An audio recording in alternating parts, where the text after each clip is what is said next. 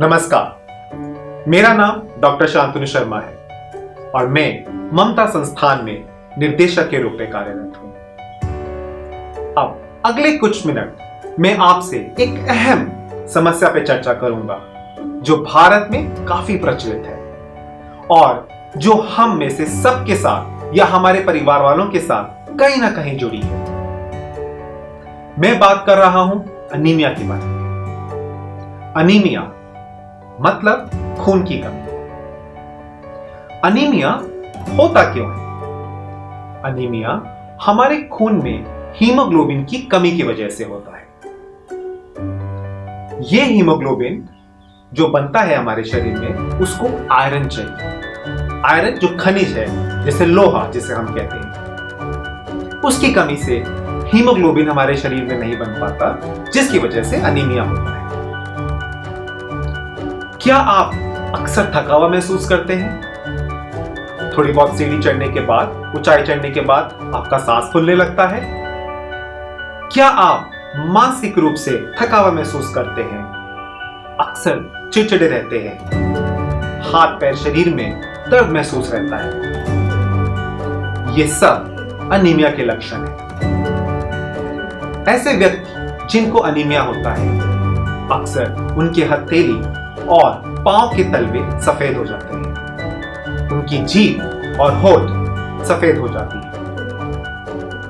अब अनीमिया का पता कैसे चलता है? तो अनीमिया का पता लगाने के लिए हमें एक खून की जांच करानी होती है, जिसमें हम हीमोग्लोबिन को नापते हैं। अगर किसी महिला जो गर्भवती ना हो या धात्री ना हो, उसका हीमोग्लोबिन 12 ग्राम प्रतिशत से कम है, तो वो अनीमिक है। कोई पुरुष जिसका हीमोग्लोबिन की मात्रा 13 ग्राम प्रतिशत से कम है, तो वह अनीमिक है। और अगर कोई गर्भवती महिला जिसका हीमोग्लोबिन 11 ग्राम प्रतिशत से कम है, तो वो अनीमिक है।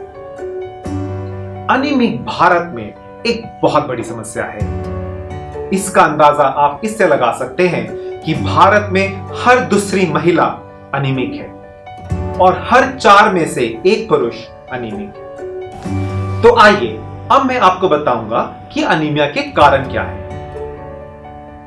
अनीमिया हमारे खान पीन में iron, folic acid, vitamin B12 जैसे विटामिन या खनिज की कमी की वजह से होते हैं। ये विटामिन या खनिज हमें खाद्य पदार्थ जैसे हरे पत्तेदार सब्जियां, बाजरा, रागी, इनमें मिलता है। दूसरे मुख्य कारण अनीमिया का है कि अक्सर हम खाने के साथ कुछ ऐसे खाद्य पदार्थ देते हैं जो हमारे शरीर में आयरन को पचने नहीं देता, जैसे चाय या कॉफी।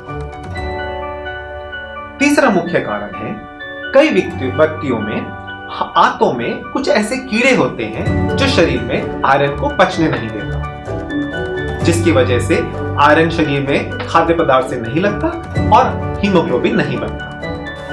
चौथा मुख्य कारण है लंबे समय से चले आ रही बीमारियां जैसे tuberculosis, sickle cell anaemia, thalassaemia. ऐसे व्यक्ति जिनको ऐसे लंबे समय से चली आ रही बीमारियां हैं, उनको अक्सर अनीमिया होता है। इसके अलावा मलेरिया में भी अनीमिया हो सकता है। तो आइए अब हम जानते हैं कि अनीमिया से बचने के क्या उपाय हैं। अनीमिया से बचने का सबसे सरल उपाय है हमारा भोजन। हमें ऐसे खाद्य पदार्थ जिनमें आयरन, फोलिक एसिड और विटामिन B12 जैसे विटामिन और खनिज की मात्रा अधिक हो खाने चाहिए, जैसे हरी पत्तेदार सब्जियां, अंडा, मछली। इसके अलावा बाजरा, रागी। इन सभी खाद्य पदार्थों में आयरन की मात्रा अधिक है, जो हमारे शरीर में हीमोग्लोबिन को बढ़ाने में मदद करेगा। दूसरा उपाय, हम कुछ ऐसे खाद्य पदार्थ खाएं जिससे हमारे शरीर में आयरन का पाचन बढ़ जाए। उदाहरण के लिए विटामिन C युक्त खाद्य पदार्थ जैसे आंवला, संतरा, नींबू और अन्य खट्टे पदार्थ। इसके अलावा हम आयरन फोलिक एसिड की गोली भी खा सकते हैं।